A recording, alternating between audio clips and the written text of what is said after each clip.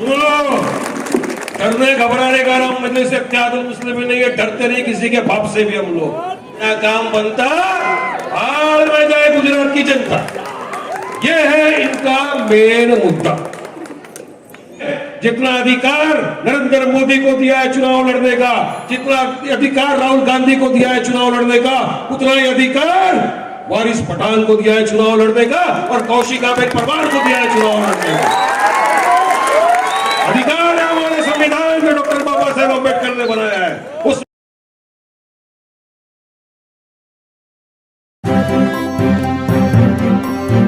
Media voice, आपकी आवाज। छोटा रिचार्ज समझ गए होंगे आम आदमी पार्टी वाले। ये उनसे भी 2 कदम आगे चले गए। ये उनकी रेस के अंदर लग गए। अगर आज उनको सवाल करो आप दलित भाई पे या मुसलमानों पे होते हुए अत्याचार पे, तो बोल देते हैं वहां उसके ऊपर बात नहीं करना, मगर वोट लेना है ये लोगों। आपने खुद ने देखा होगा, सबके पास मोबाइल है, सबके घर में टीवी चैनल से सब है, दिखता है कि किस तरह से जब आम आदमी पार्टी के एक बड़े नेता गुजरात में प्रचार करने आए, आप ही की तरह एक पत्रकार ने उनसे सवाल किया, उनके ट्रक पर चढ़कर उनसे सवाल किया कि साहब बिल्किस बानो के जो 11 बलात्कारी हैं उनको गुजरात सरकार ने छोड़ दिया, आपको उस पर क्या बोलना है? उन्होंने साफ मना कर दिया कि हम इस टॉपिक के ऊपर चर्चा नहीं करेंगे, हम ये बात नहीं। क्यों नहीं करेंगे साहब? भूल जाइए एक बार कि बिल्किस बानो एक मुसलमान महिला है। मेरी देश की महिला तो है ना, मेरी देश की नारी तो है बिल्किस बानो, है ना? भूल जाइए जाट बिरादरी को। 15 अगस्त 2022 के दिन ही लाल किला से देश के प्रधानमंत्री नरेंद्र मोदी जी बात करते हैं नारी सम्मान की। नारी का सम्मान होना ही चाहिए, वो हमारी मां, बहन, बेटी, बहू है। हर इंसान को सम्मान करना चाहिए। मगर उसी दिन जहां पर भाजपा की सरकार है गुजरात में, वहां पर बिल्किस बानो के कातिलों को छोड़ दिया जाता है। इतना ही नहीं, जो उनके कातिल लोग छूट के बाहर आते हैं उनको हार फूल पिलाया जाता है, मिठाई खिलाई जाती है, और जो उनकी तारीफ करता है उसको टिकट देकर चुनाव के अंदर लड़ने की इजाजत भी दी जाती है। यह चल रहा है देश में। तो क्या नारी सम्मान करेंगे? ये नहीं कर सकते, इनमें ताकत भी नहीं है। और मैं सुन रहा था कि कुछ लोगों को काफी पेट में दर्द हो गया है कि मजलिस इत्तेहादुल मुस्लिमीन आई है, जलसा कर रही है। तो सुन लो, सुन लो, लीगल लड़ाई लड़ोगे, लीगल विल से जवाब देंगे। सियासत की लड़ाई लड़ोगे, सियासत से जवाब देंगे। और अगर भाईगिरी पे आ गए तो अल्हम्दुलिल्लाह, अल्लाह जिसको फिर हिम्मत दे, ताकत दे, वो लोग। सुन लो, डरने घबराने का नाम मजलिस इत्तेहादुल मुस्लिमीन नहीं है। डरते नहीं किसी के बाप से भी हम लोग। लड़ते हक बयानी करते हैं। संविधान ने जितना अधिकार नरेंद्र मोदी को दिया है चुनाव लड़ने का, जितना अधिकार राहुल गांधी को दिया है चुनाव लड़ने का, उतना ही अधिकार वारिस पठान को दिया है चुनाव लड़ने का और कौशिक आबेद परमार को दिया है चुनाव लड़ने का। अधिकार है हमारे संविधान में, डॉक्टर बाबा साहेब अम्बेडकर ने बनाया है। उस संविधान में उनको अधिकार दिया है और हम चुनाव लड़ेंगे। और मुझे यकीन है कि ये दानी लिबड़ा की जनता 5 तारीख को अपने घरों से उतर के आएगी और बिल्कुल पतन का निशान जो मजलिस इत्तेहादुल मुस्लिमीन का मोहर है उसके बटन को दबाएगी और पूरे गुजरात में मजलिस इत्तेहादुल मुस्लिमीन की पतन को लहराएगी। और यहां से जीतकर हमारे एमएलए जाएंगे ऐवान असेंबली के अंदर। और जो इतने साल से ये गूंगे बहरे बन के जो बैठे थे ना, जिनको आपने जिताकर भेजा, जो खामोशी इख्तियार करके बैठे थे, इनको सिखाएंगे कि जब एमआईएम का एमएलए जीत के जाता है तो किस बेबाकी के साथ, किस हिम्मत के साथ, किस हौसले के साथ गरीबों, दलितों और मुसलमानों की आवाज बनता है, इंसाफ की दुआई करता है वहां पर जाकर। ये करके आएंगे। 10 गीदड़ों को जिताने से बेहतर है एक शेर को जिताओ। 10 जाके कुछ नहीं करेंगे, लेकिन एक अगर चला गया आपके बीच से, एक अगर चले गई ना यहां से हमारी बहन, कौशिका परमार देख लेना आप लोग, दानी लिबड़ा इंशाल्लाह बदलेगा, बदलाव आएगा, बदलाव आएगा। दानी लिबड़ा में भी अच्छे रास्ते बनेंगे, दानी लिबड़ा का भी पानी अच्छा आएगा, पानी की किल्लत दूर होगी, यहां पर भी बच्चों को अच्छा एजुकेशन मिलेगा, लेकिन आपको मदद करना पड़ेगा। आज हक और इंसाफ के लिए हम लोग लड़ रहे हैं, इतनी दूर से आते हैं, क्यों आते? हमको लीडर बनने का कोई शौक नहीं है। ओवैसी साहब को ना देश का प्रधानमंत्री बनना है, ना चीफ मिनिस्टर बनना है, ना कोई बड़ा नेता बनना है, क्योंकि देश की जनता ने उनको इतनी मोहब्बत दी है जो आज देश के प्रधानमंत्री की भी नहीं है मोहब्बत, इतनी मोहब्बत से नवाजा। मगर क्यों आपके बीच में आए इतनी दूर से?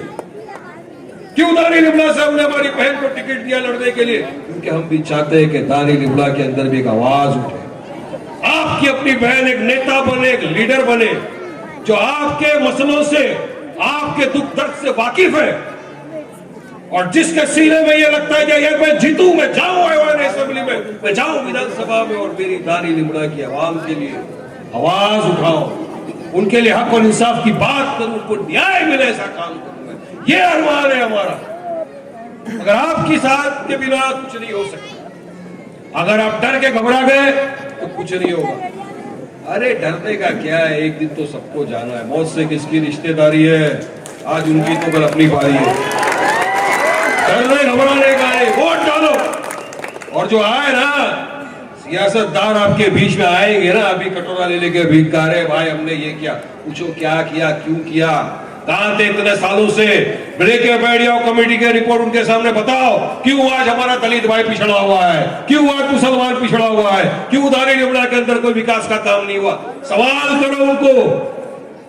जब सवाल करेंगे तो मुझे यकीन है कि भागेंगे यहां से वो तुम दबा के, ये भी याद है, क्योंकि उनके पास जवाब नहीं है। नहीं किया काम इन लोगों ने, अपनी तिजोरियों को भरा है, चुनाव के वक्त भीख मांगी, जीत के तिजोरी भर दी, और उसके बाद एक ही इनका डायलॉग चलता है, अपना काम बनता, अपना काम बनता, हाल में जाए गुजरात की जनता। ये है इनका मेन मुद्दा, क्योंकि आज उसको पता है अगर हक इंसाफ की कोई बात आती है तो वो तो खामोशी के साथ बैठ जाते हैं ना, उनके मुंह में जुबान नहीं है जवाब देने की। हम लड़ते हैं ना, चाहे CAA NRC पे हो जाए, चाहे हमारे किसी दलित भाई की मॉब लिंचिंग हो जाए, चाहे हमारा ट्रिपल तलाक का मसला आ जाए, चाहे मदरसों का मसला आ जाए, चाहे गरीबों के ऊपर अत्याचार का मसला आ जाए, अगर हर मसले के ऊपर कोई बेबाकी के साथ अपनी आवाज रखता है तो कोई और नहीं, मजलिस इत्तेहाद मुस्लिमीन का आपका हमारा नेता, आपका हमारा लीडर बैरिस्टर असदुद्दीन ओवैसी साहब, ये है हमारा, इसीलिए इनको डर है। आज तक हम झूठ बोल बोल के लोगों को बेवकूफ बना बना के वोट लेते गए, काम नहीं किए, मगर आज मजलिस आ गई, आज गुजरात की आवाम जाग गई है, जागरूक हो चुकी है कि अब हम अपना वोट नहीं बेकार करेंगे।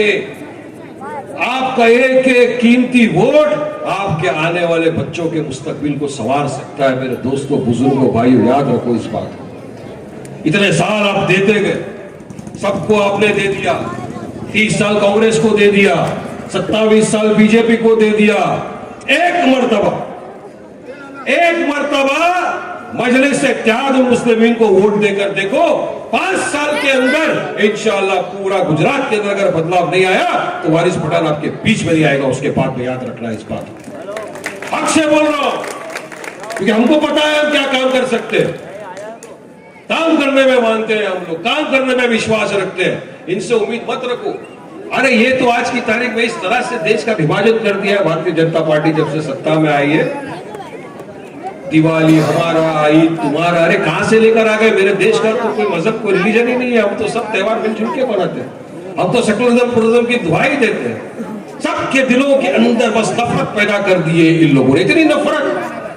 गुजरात की घटना बताऊं मैं, अरे कुछ लोगों के ऊपर इल्जाम लगा दिया आपने कि ये गरबा देखने चले गए, वहां पे पत्थर फेंक दिया, उनका क्या क्या खेड़ा के अंदर, बीच बस्ती में लेकर आती है पुलिस, बीच बस्ती में लाकर उसको खंबे से बांधता है और पत्थर के साथ मारा जाता है उसको। क्या ये कानून इंसाफ है? क्या ये संविधान में लिखा है? ये संविधान डॉक्टर बाबा साहब अम्बेडकर ने हमको जो दिया है, ये इसकी क्या रोज धज्जियां नहीं उड़ा रही है लोग? संविधान को बचाना है, संविधान को बचाना है तो मजलिस को जिताना है। याद रखो, ये जीत कर जब जाएगी आपकी बहन, आपकी आवाज बनेगी। बिना एमएलए हुए कितना काम किया उन्होंने, मुझे पता चला अभी। कोविड काल में भी इन्होंने काम किया। आपके हर मसले मसाइल में आपके साथ खड़ी रही है लेडी। हर जगह जहां इसको लोगों ने पुकारा कि कौशिका बेन या हमारा ये काम है, खुद जाकर पर्सनली इन्होंने काम को अटेंड किया। अगर बिना औहदे के एक लेडी इतना काम कर सकती तो सोच लो मेरे भाइयों बुजुर्गों दोस्तों, जिस दिन अगर हमारी बहन जीत कर विधानसभा में चले गई तो क्या काम नहीं कर सकती है। आपका पूरा काम हो सकता है आपका, मगर आप लोगों के हाथ में। आपको एक होना पड़ेगा। जो बिखर गए तो बिखर जाओगे। एक प्लेटफॉर्म पे आना पड़ेगा, एक ध्यान से काम करना पड़ेगा कि इतने साल सबको आजमा लिया, एक मरतबा तो एमआईएम को भी आजमा लेगा। मैं एक एग्जांपल देता हूं आप लोग को, मतलब कोई उल्टा मत समझना उस पर, तो फिर कल मेरे बारे में लिख डालेंगे फालतू फालतू चीज। इंडिया सेमीफाइनल में खाली हारा। अभी हार जीत तो लगा रहता है, हार जीत तो ऊपर वाले के हाथ में, क्रिकेट गेम है। सेमीफाइनल हारा तो उसमें लोगों ने क्या, ये बदलाव कर दो, ये बदलाव कर दो, ये बदलाव कर दो, रोज चालू है। मैं भी पढ़ रहा हूँ, ट्विटर में भी आ रहा है सब तरफ। तो जब भाजपा सरकार ने 27 साल में देश को बर्बाद किया है, गुजरात को बर्बाद किया, तो क्या बदलाव आना चाहिए नहीं आना चाहिए? बदलाव आना चाहिए नहीं आना चाहिए? आना चाहिए ना। ये बदलाव लाएगा कौन? कांग्रेस में तो ताकत नहीं है इनको हराने की। कांग्रेस नहीं हरा सकी इसलिए तो सत्ता में बैठे 27 साल से। मगर मजलिस इत्तेहादुल मुस्लिमीन में ताकत है इनको हराने की, और हरा के दिखाएंगे हम इंशाअल्लाह ताला। यहां से अगर भाजपा को दानी लिमड़ा से कोई हरा सकता है, बुरी तरह हरा सकता है, तो कोई और नहीं, आपकी अपनी बेटी, आपकी अपनी बहन दानी लिमड़ा की अपनी बेटी कौशिका बेन परमार हरा सकती है। याद रखो मेरी इस बात, हरा सकते हमें ताकत है, हमने दिखाया है, हमने करके दिखाया है। 2019 में सब बोलते थे क्या कर लेगा मजलिस इत्तेहादुल मुस्लिमीन, 3 सीट पे सिर्फ हम लड़े पूरे हिंदुस्तान के अंदर। 3 जगह पर लड़े, हैदराबाद से ओवैसी साहब लड़े, अख्तर इमान साहब बिहार से लड़े, इम्तियाज जलील साहब औरंगाबाद से लड़े। 3 में से 2 जगह पे हमको जीत हासिल हुई। एक जगह पे 4 लाख हमने वोट ले लिए, सेकंड पोजीशन के ऊपर हम आए। मगर जहां जीते हैं ना औरंगाबाद में, वहां भी हमने 25 साल से जो शिवसेना का और भाजपा का एमपी था उसको हरा के उसके घर के अंदर भेज दिया हमने। ये ताकत है। कांग्रेस नहीं हरा सकती थी, कांग्रेस नहीं हरा सकती थी, कांग्रेस में ताकत नहीं थी उसको हराने की। उनको हराने की ताकत थी तो सिर्फ और सिर्फ बैरिस्टर असदुद्दीन ओवैसी की पार्टी मजलिस इत्तेहादुल मुस्लिमीन की थी। वक्त कम है, फिर आएंगे आपके बीच में, फिर आपके सामने बात रखेंगे, लेकिन फिर भी मैं आपका तहे दिल से शुक्रिया अदा करता हूं।